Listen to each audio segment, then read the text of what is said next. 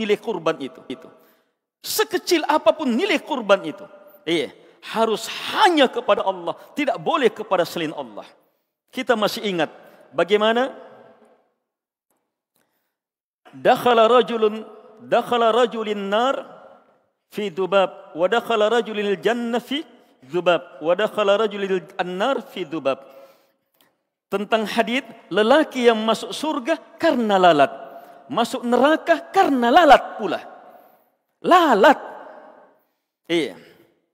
Lalat yang jadi kurbannya. Kenapa? Dua orang lelaki. Satu, lihat keduanya meninggalkan kampungnya dan harus melewati sebuah kampung. Kampung itu punya sanam, berhala.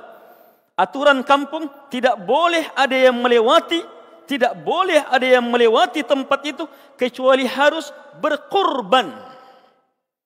Kecuali harus berkurban, taqarrub, kurban dalam makna bahasa umum. Kecuali harus melakukan kurban, taqarrub kepada berhalanya. Orang ditanya, qarrib, lakukan kurban, lakukan taqarrub. Ternyata orang miskin.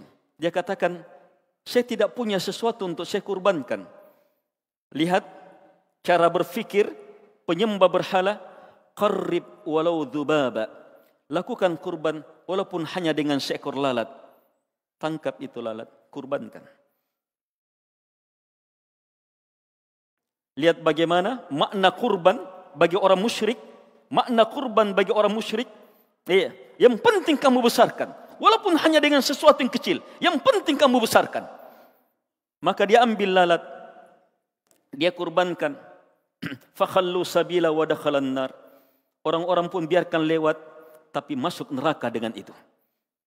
Orang yang kedua ditanya, qarrib, lakukan kurban. Apa jawabannya? Ma kuntu liuqarriba syai'an dunallahi azza wajal.